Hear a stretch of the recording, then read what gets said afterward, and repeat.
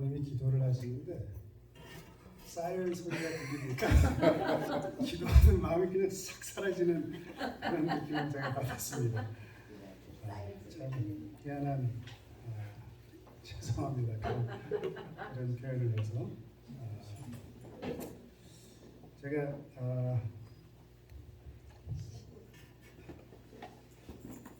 3주째 뵙는데요. 3주째 뵙는데 혹시 지난 안식일에 지난주보다 2주 전에 제가 설교했던 내용을 혹시 기억하시는지요? 사도행전 15장. 기억을 하시네요.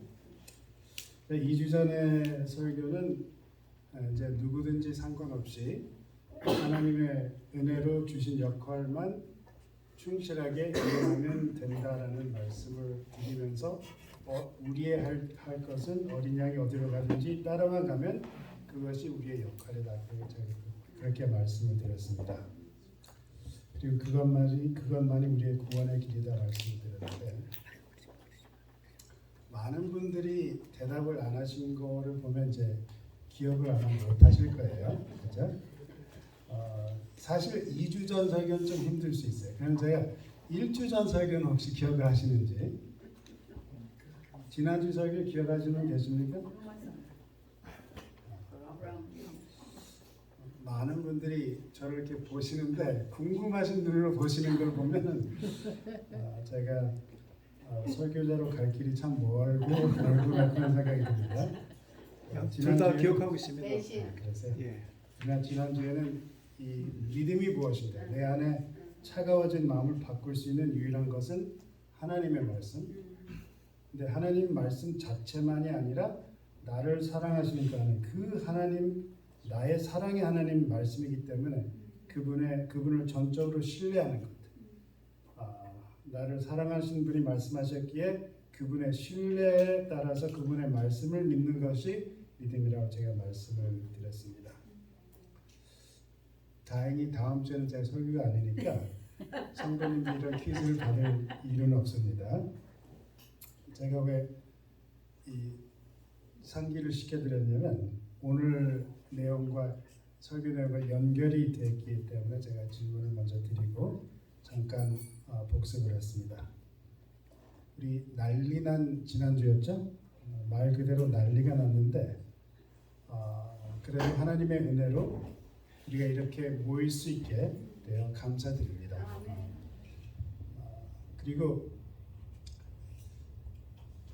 어떤 분이 이제 그 이야기를 많이 들으셨을 거예요. 어떤 분이 이제 침례를 받으시는데 안 올라오시더라고요.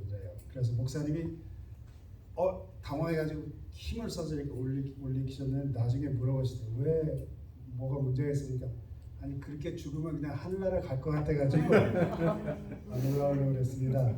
그랬다 그래요. 근데 우리가 예배를 드리면서 화재를 만나서 만약에 죽음을 하더라도 우리 모두가 하늘나라에 갈 수 있습니다. 그러니까 참 좋은 분위기가 아닌가 생각이 듭니다. 어쨌든 하나님의 은혜를 이렇게 모일 수 있게 되어 감사드립니다. 참 좋으신 하나님이 아닌가 싶습니다. 기도하고 시작하겠습니다. 아버지의 은혜를 감사드립니다. 저희를 지켜주시고 또한 모아주시고 주님 이 자리에 같이 해주심을 감사드리며 주님 이 시간을 통해서 저희 마음을 열어주셔서 주님이 우리 마음속에 높여지는 시간이 되게 허락하여 주시기를 예수님 이름으로 기도합니다. 뉴욕은 민족들이 많이 거쳐간 곳입니다. 특히 전에는 유럽 쪽에서 이민을 많이 왔기에 뉴욕의 그 앨리스 섬의 건물을 거쳤기에 먼저 뉴욕 쪽에서 정착을 많이 했습니다.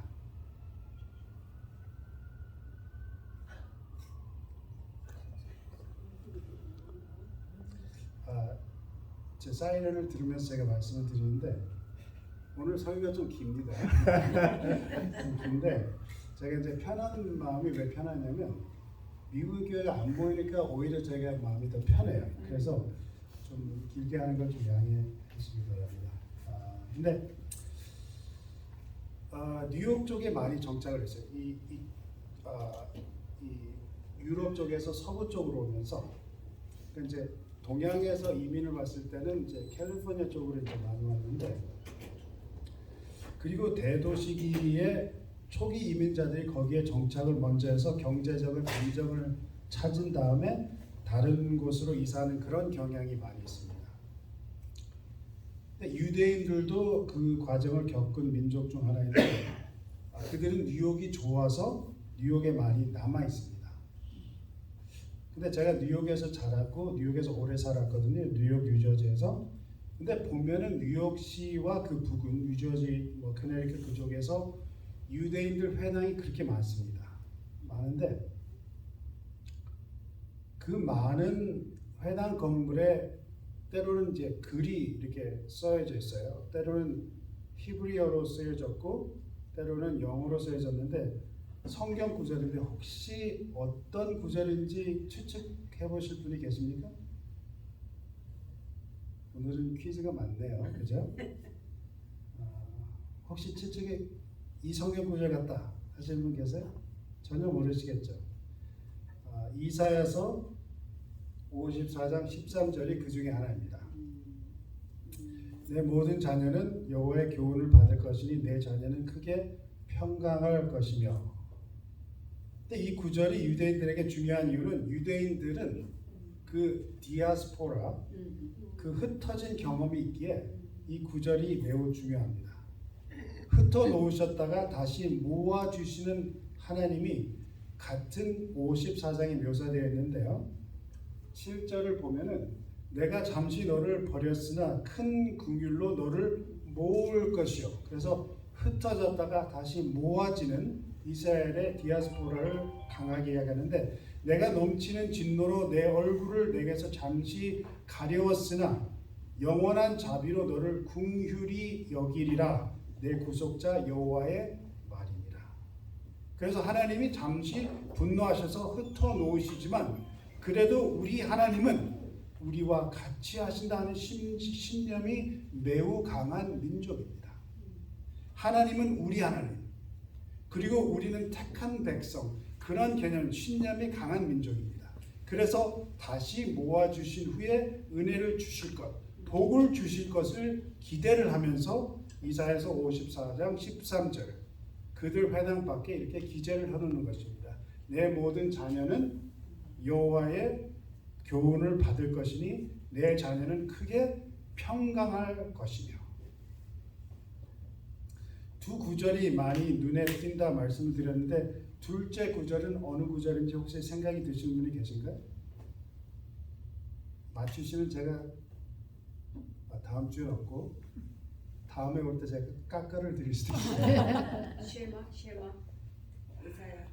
여호와의 이사야 같은 이사야 56장인데 7절을 보겠습니다. 내가 그를 나의 성산으로 인도하여 기도하는 내 집에서 그들을 기쁘게 할 것이며 그들의 번제와 희생은 나의 단에서 기꺼이 받게 되리니 이는 내 집은 만민의 기도하는 집이라 일컬음이 될 것입니다.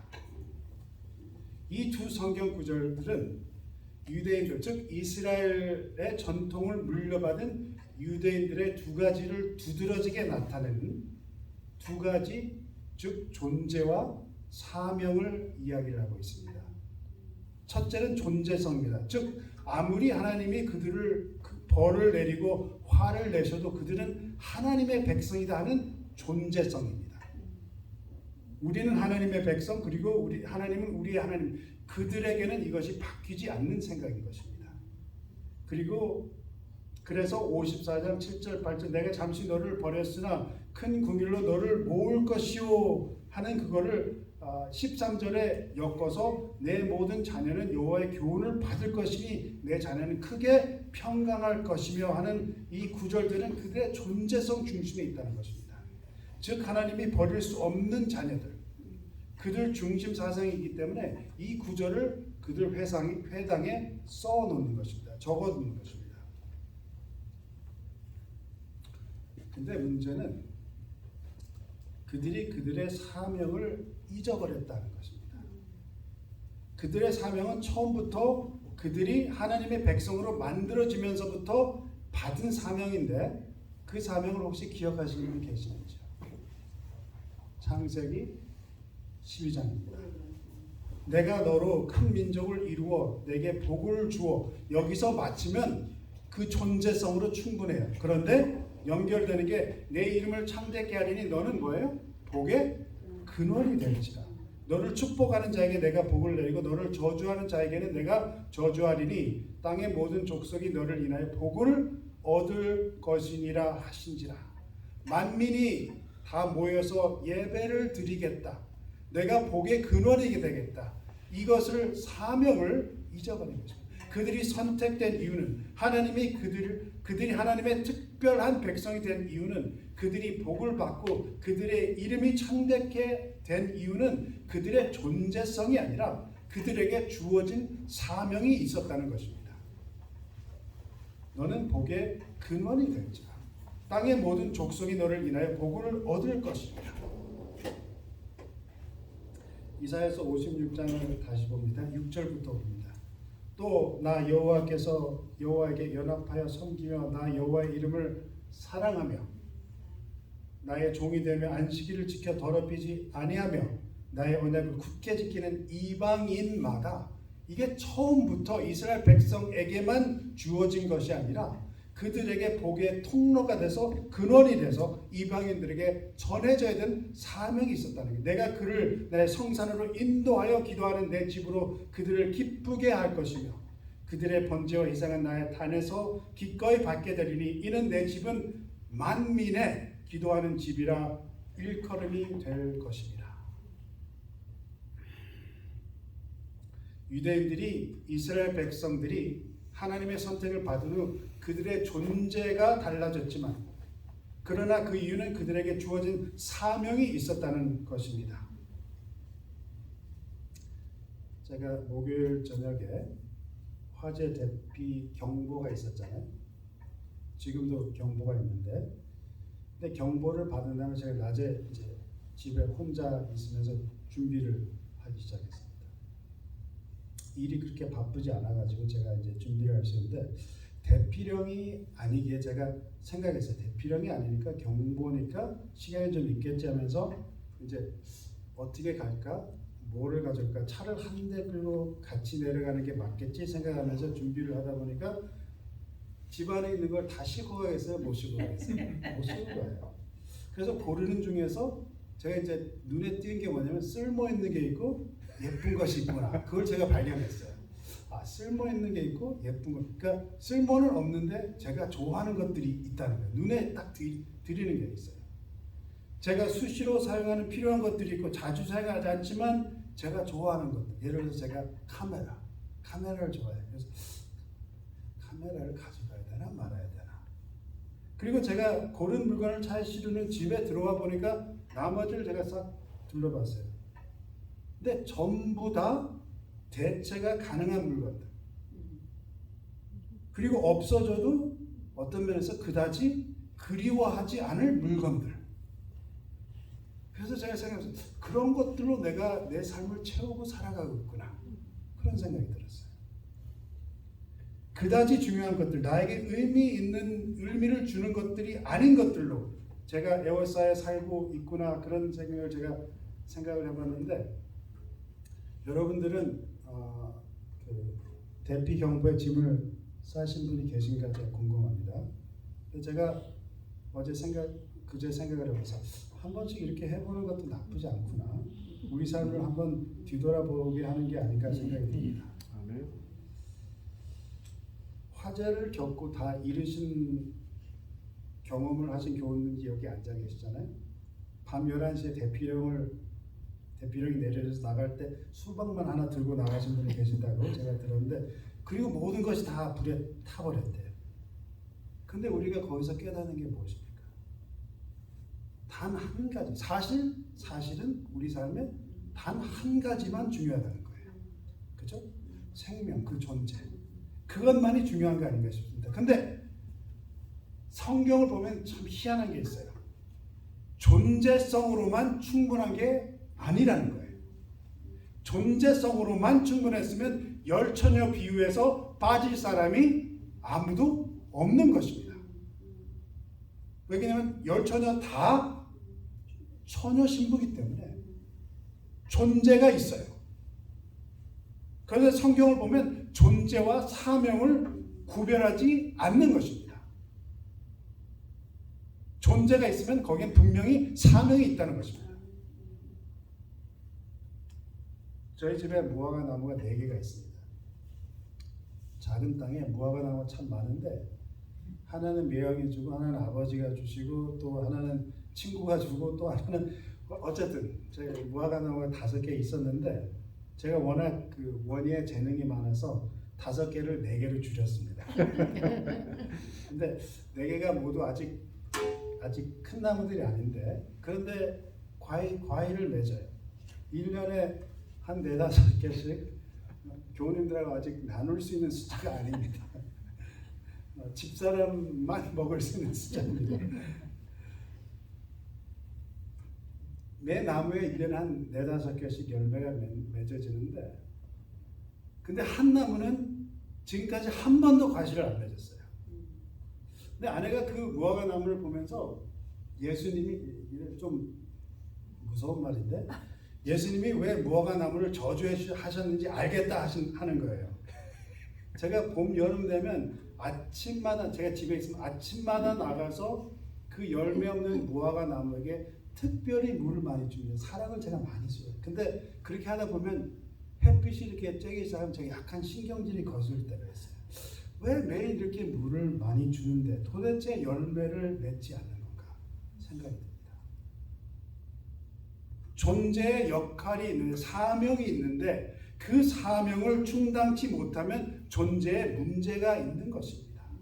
누가복음 14장의 말씀입니다. 이에 비유로 말씀하실 때 한 사람이 포도원에 무화과 나무를 심은 것이 있더니 와서 그 열매를 구하였으나 얻지 못한지라 과원지기에게 이르되 내가 3년을 와서 이 무화과 나무의 실과를 구하되 얻지 못하니 찍어버리라 어찌 땅만 버리느냐 대답하여 가되 주인이여 금년에도 그대로 두소서 내가 두루 파고 거름을 줄이니 이후에 만일 실과가 열면이어니와 그렇지 않으면 찍어버리소서 하였다 하시리라.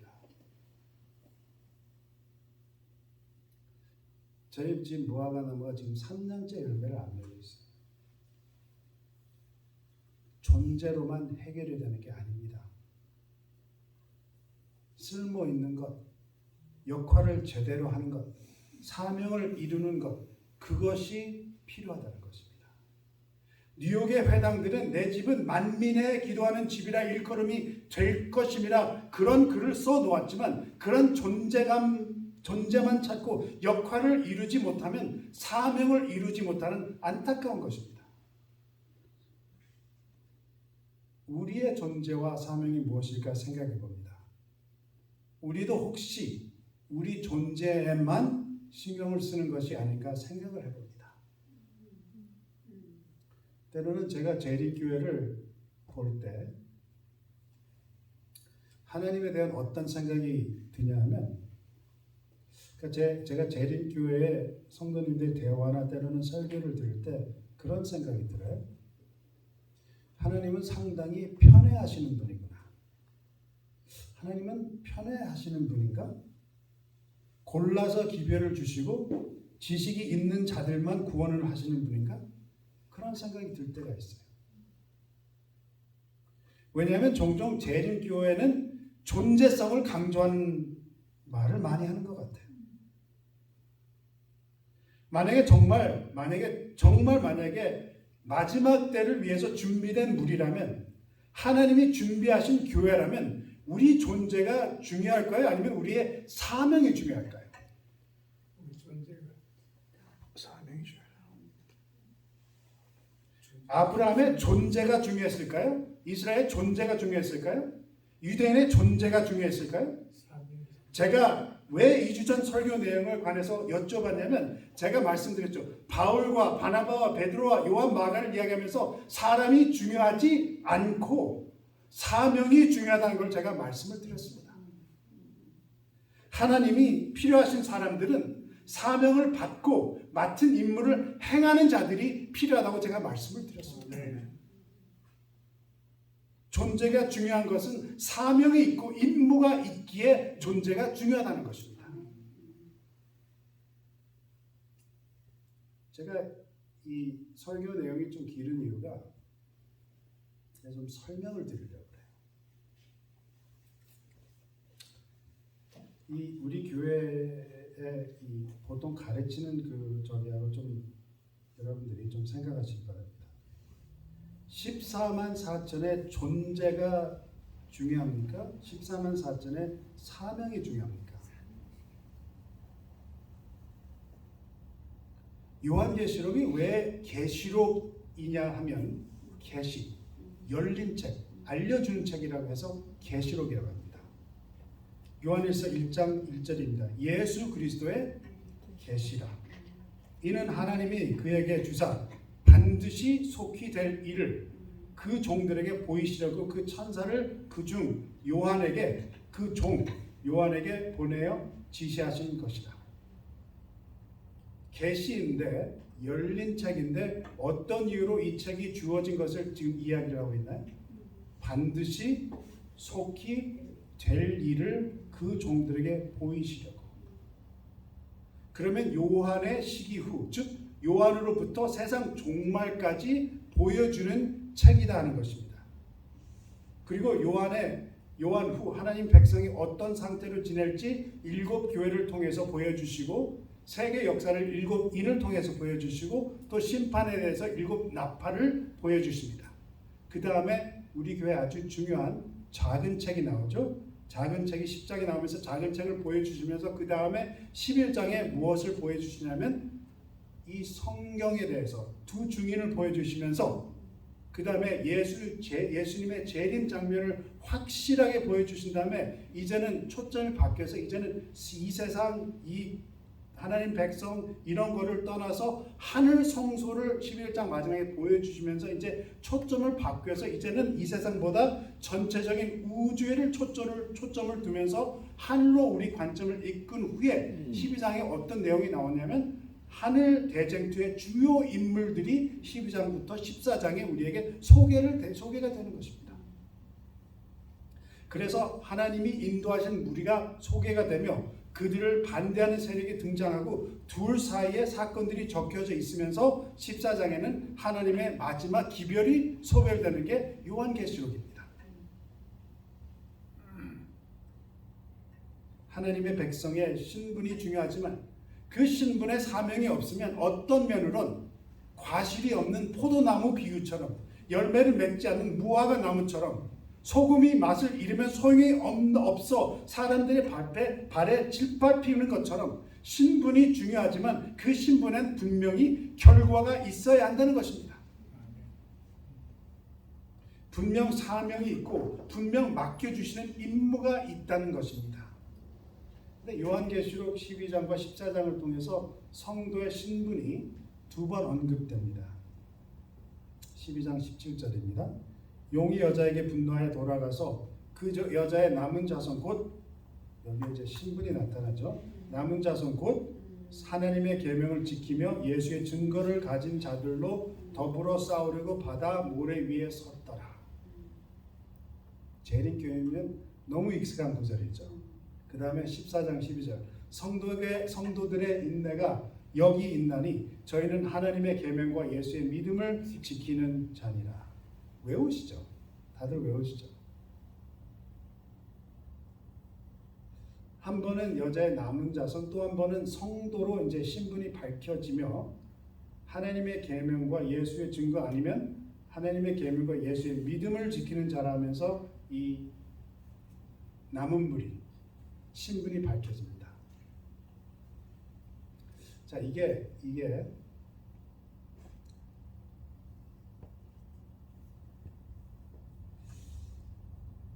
제 마음은 편한데 여러분의 마음은 어떠신지 모르겠어요. 지금 12시인데 이걸 제가 편합니다. 괜찮아요. 자, 이게 우리 교회 핵심적인 감사합니다. 핵심적인 교리로 받아집니다. 이게 우리 교회 굉장히 중요한 구절들이에요. 재림교회에서는 이 여자의 남은 자손에 관한 이해성이 매우 강합니다. 아시는 것처럼. 근데 하나님의 계명과 예수의 증거를 가진 자들이라 글을 써줬는데 이 신분의 첫 부분 하나님의 계명은 당연히 우리 재림교회는 뭐라고 그래요? 10계명이라고 이야기합니다. 그리고 그 10계명 중에 뭐를 강조를 해요? 안식일을 강조를 합니다. 그래서 첫째 천사의 기별에서 창조주 하나님 강조를 하면서 안식일을 굉장히 강조를 해요. 그죠? 안식일을 지키는 이 소수무리, 즉 이 남은 자손 제7일 안식일 예수 재림교회다. 그리고 이 성도들의 두 번째 그 신분을 확인할 수 있는 게 예수의 증거, 예수의 믿음을 가진 자라는데 계시록 19장 10절에 이런 구절이 나옵니다. 내가 그 발 앞에 엎드려 경배하려 하니 그가 나더러 말하기를 나는 너와 및 예수의 증거를 받은 네 형제들과 같이 된 종이니 삼가 그리하지 말고 오직 하나님께 경배하라.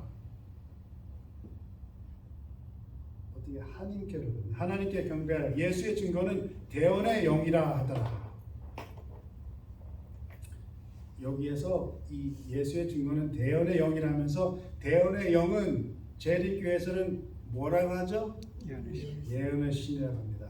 엘렌 화이트를 이야기합니다. 그래서 계시록에 나오는 성도의 신분 14장 12절 성도들은 하나님의 계명을 올바르게 지키는 자, 즉 안식일을 포함한 10계명을 올바르게 지키는 자를 가리키면서도 하나님의 많은 무리를 사랑하셔서 마지막을 위해 특별한 대언의 영을 주신 그 무리, 즉 제7일 안식 예수 재림교회가 남은 무리 하나님의 성도이다 하는 이해를 하고 있습니다. 이게 뭐예요? 사명입니까? 신분입니까? 신분입니다. 이 신분에 관해서 여러분들이 많이 들으셨을 거라고 생각합니다. 그런데 보면 하나님은 누구를 선택하실 때 그 사람이 예뻐서만 선택하지 않으시고 우리가 다윗이 선택될 때 하나님은 뭐를 보신다고 말씀하셨죠? 마음을 보신다 하셨어요. 존재만 보고 선택하지 않으신다는 겁니다. 그 사람에게 쓸모를 보시며 역할, 즉 사명을 맡기신다는 것입니다. 항상 그러시는 겁니다. 예외가 없습니다. 어떤 사람이 예뻐서 구원을 받는 거 전혀 없습니다. 어떤 사람이 사울처럼 키가 커서 구원을 받는 거 전혀 없습니다. 예외가 없습니다. 예외가 없으면 그러면 지구의 마지막 때 하나님을 대표하는 한 백성, 한 무리가 있다면 어떤 면에서 가장 중요한 무리인데 그 무리만 신분을 위해서 택해질까요? 신분이 초점이 아니라 임무가 사명이 초점이 되는 것이 맞는 것입니다. 아멘.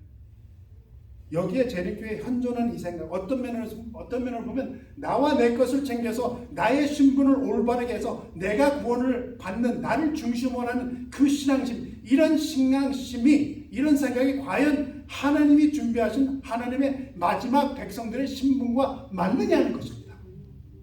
맞아요?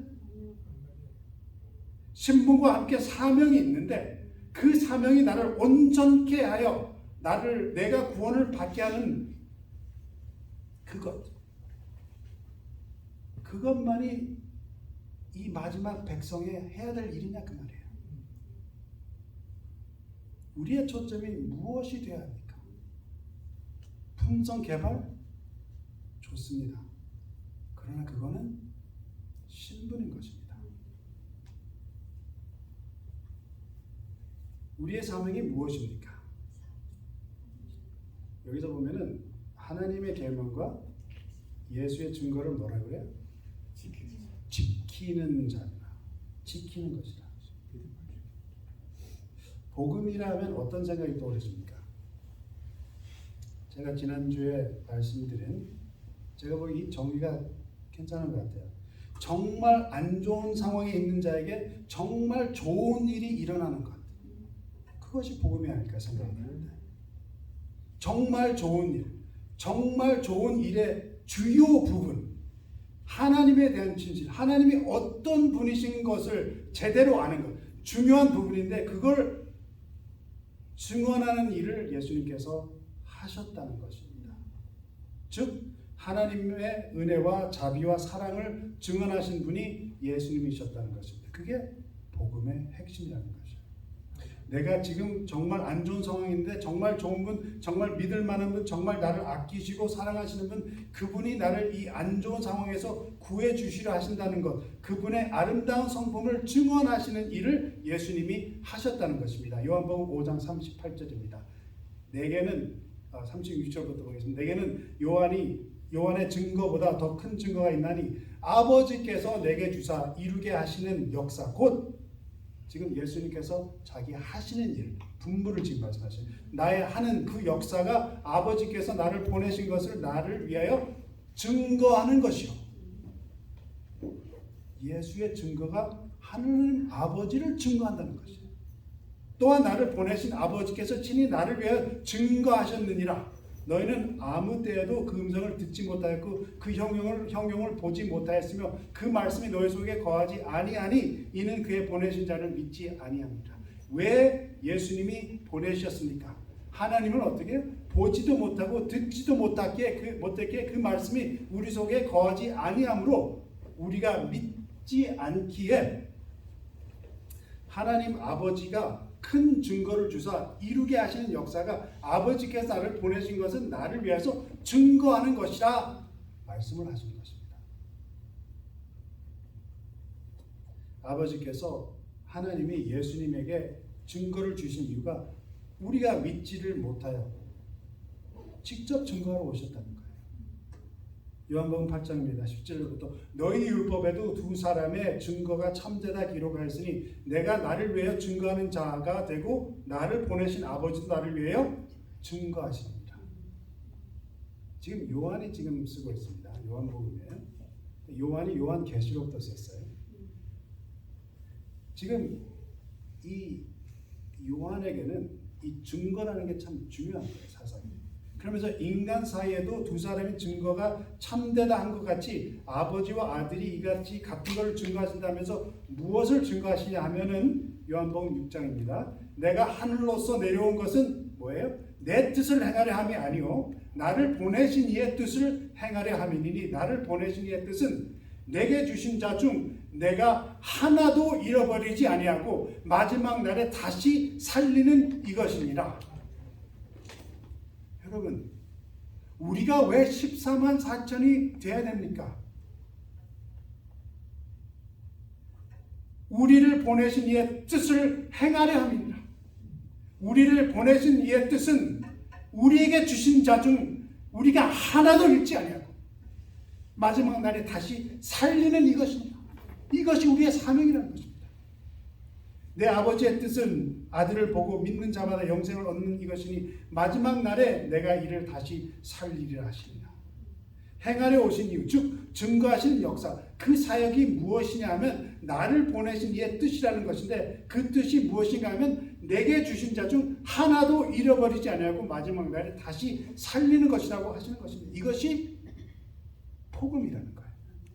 보지도 못하고 듣지도 못하고 그 말씀이 우리 안에 없기에 증거를 하시러 오셨는데 뜻을 행하러 오셨는데 오직 그 뜻만 행하러 오셨는데 그 뜻은 아들을 보고 아들을 보는 것은 아들이 행하는 것을 보고 아들의 행함의 역사는 즉 그의 증거를 보고 믿는 자마다 영생을 얻는 이것만이 필요한 이것이 복음, 주님이 우리에게 주신 복음이라는 것입니다. 근데 성경을 보면 더 살펴보면 이 율법과 증거라는 것들을 이제 묶여져 있는 걸 우리가 발견하는데 구약에서 혹시 기억하시는 분 계세요? 율법과 증거에 대해서 이사야서 8장입니다. 마땅히 율법과 증거의 말씀을 쫓을지니 그들의 말하는 바가 이 말씀에 맞지 아니하면 그들이 정녕 아침 빛을 보지 못하고.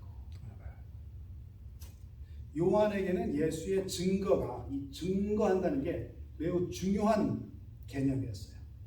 그래서 요한 복음에서도 이렇게 증거에 대해서 이야기하고 그 다음에 요한 계시록에서도 증거에 대해서 이야기합니다. 요한 복음에서는 5장, 18장, 18장의 예수의 증거에 대해서 기록하고 요한 계시록에 가서는 이 하나님의 율법과 예수의 증거라는 같은 아니면 비슷한 표현이 6번 반복됩니다.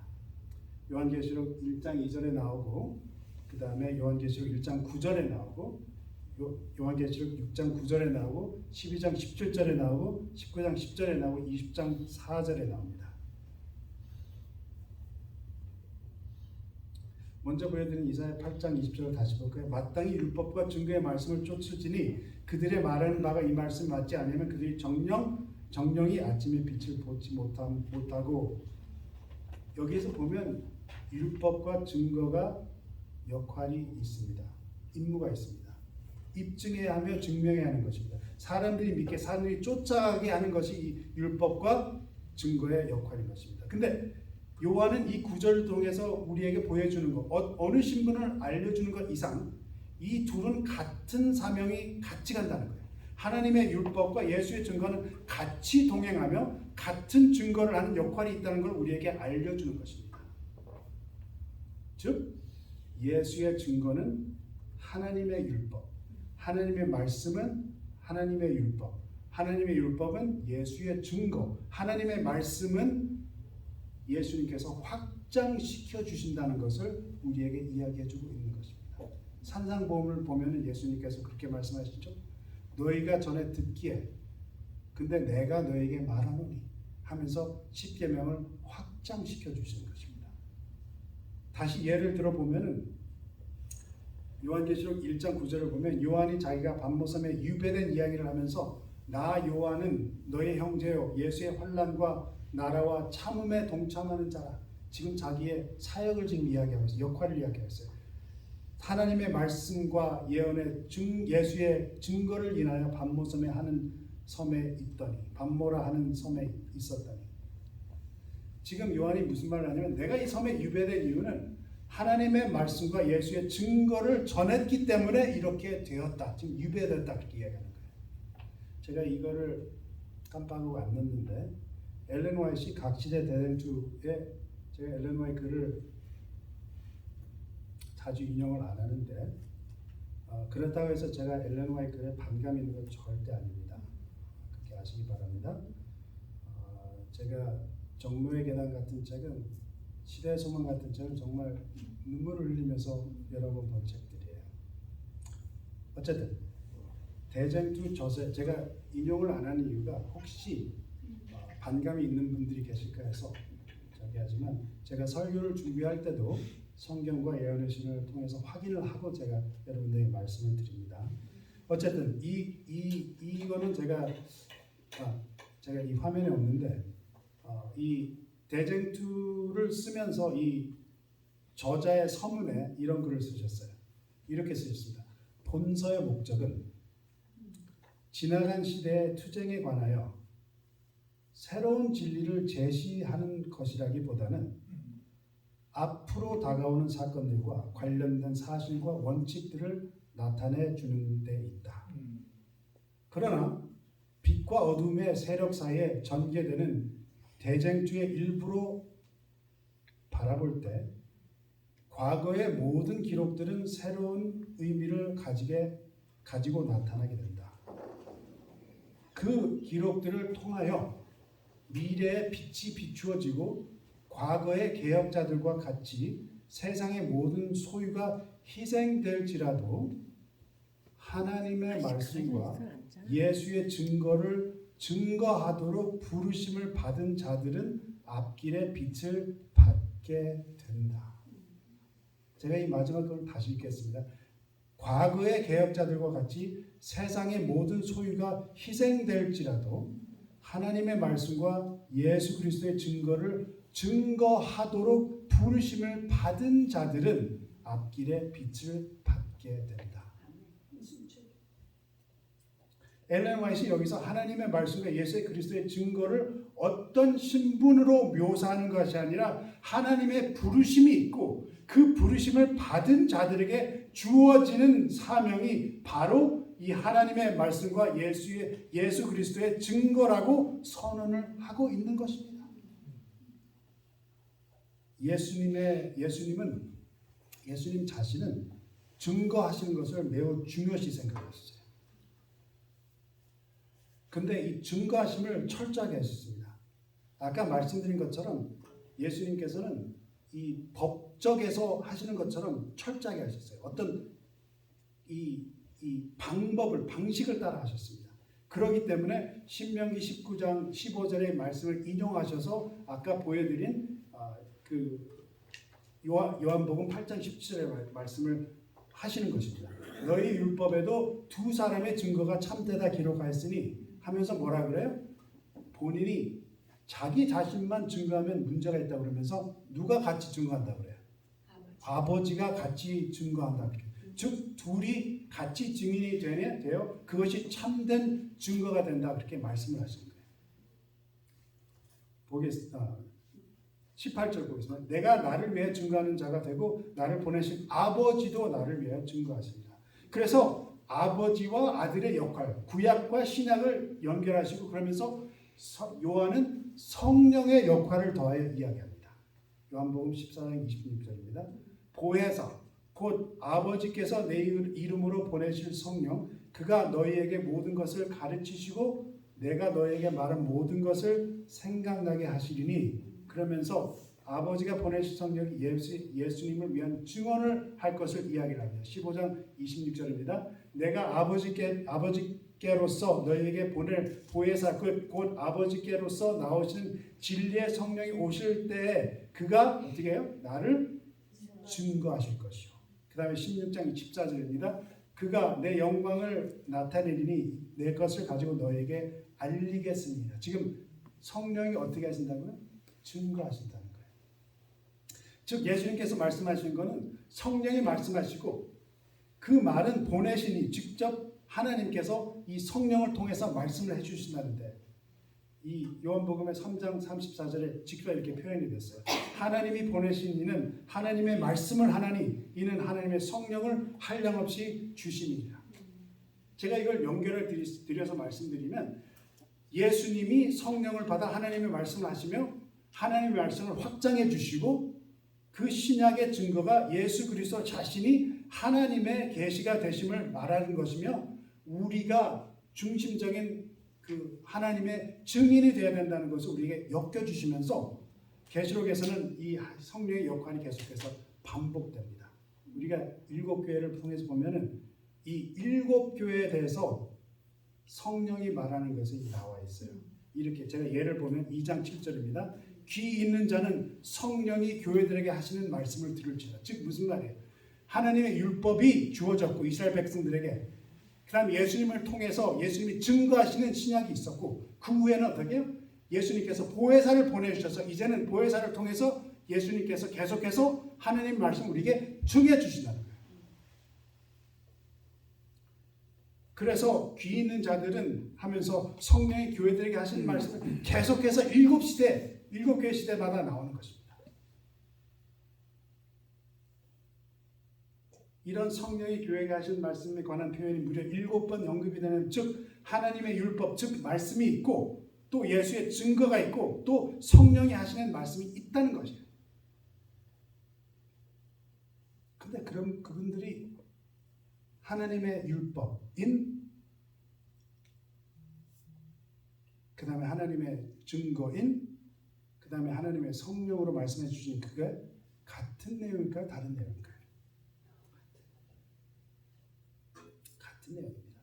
그래서 우리가 요한계시록 19장 10절의 말씀 그 대언의 영과 예수의 증거와 또 하나님의 말씀은 다 따로따로가 아니라 하나님의 뜻이 확장되어가는 구약의 하나님의 모습과 신약의 예수님의 말씀과 행동으로 확장이 되고 또 예수님이 하늘로 떠나신 후에 성령의 인도하심이 계속됨을 이야기하면서 그 모든 것이 하나님의 백성의 사명을 알려주고 있다고 우리에게 이야기해주고 있는 것입니다. 근데 우리의 사명이 무엇입니까? 이러한 아버지와 아들과 성령의 증언, 구약과 신약과 현 세대의 증언이 있는데 여기 복음이 있다 하는 건데 저는 이렇게 생각해요. 한 집사님이 한 집사님이 저에게 이제 자랑을 하세요. 지난주 일요일 날 자랑을 하시는데 이제 7살 된 손녀가 있는데 할머니한테 카드를 써서 보내왔어요. 7살 된 손녀가 이렇게 깨알처럼 써놓은 그 글이 얼마나 예뻤겠어요. 근데 더 예쁜 게 글입니다. 할머니 I love you. 얼마나 예뻐요. 그죠? 근데 그 다음에 이런저런 거 쓴 다음에 끝에 가서 이렇게 썼대. 근데 You don't know how much I love you. 내가 할머니를 얼마나 사랑하는지 할머니는 모를 거야 그러는 거예요. 그렇게 썼대요.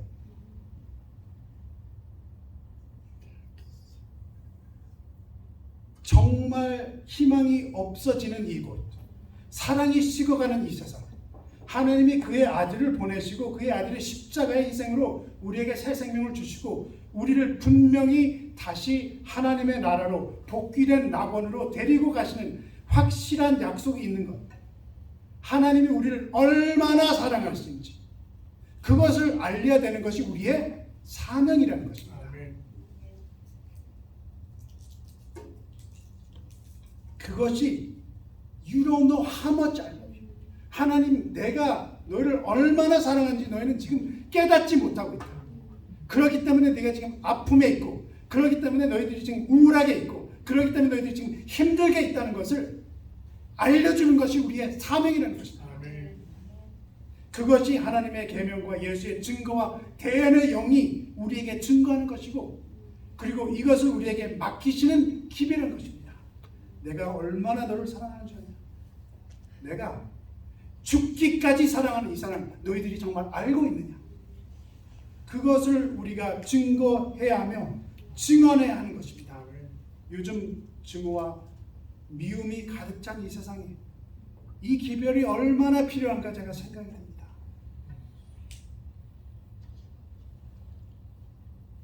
근데 이 기별을 죽기까지 반대하는 세력이 있긴 하지만, 근데 하나님께서 죽기까지 이 기별을 전하시려고 아들을 주시면서 우리도 거기에 동참하라 우리에게 사명을 주시는 것입니다. 그런 마음으로 주님을 위해 죽기까지 할 수 있는 마음으로 이 복음, 주님이 다시 오신 준비된 삶, 이 기별을 전하는 우리, 소망 없이 살아가는 삶에게 소망을 줄 수 있는 우리의 기별, 우리의 신분에 신경을 쓰는 것보다, 우리 자신의 구원을 받느냐 안 받느냐 신경을 쓰는 것보다 하나님께서 우리에게 맡겨주신 이 아름다운 기별을 나누면서 그 사명에 신경을 쓰면서 사는 사람들이 요한계시록 7장 9절에 나오는 정말 사람이 셀 수 없는 그 무리에 속하는 사람들이 아닌가 저는 생각이 듭니다. 제가 간절히 바라기는 우리의 신분은 확실하게 우리가 알고 있습니다. 그러나 이제는 우리의 신분과 사명이 무엇인지 우리가 생각을 하면서 기도를 하며 명상을 하면서 성령을 주시는 우리 하나님의 성령을 받아서 이 사명을 우리가 올바르게 이행할 수 있는 여러분과 제가 되기를 간절히 바랍니다. 하나님께 계신 아버지, 저희들을 주님의 울타리 안에, 주님의 과수원 안에서 일할 수 있게 허락해 주시면 감사드립니다. 저희들이 주님의 자녀로서 주님의 보호 안에서 주님의 은혜 안에서 이렇게 살아갈 수 있는 행복과 기쁨을 허락해 주심을 감사드립니다.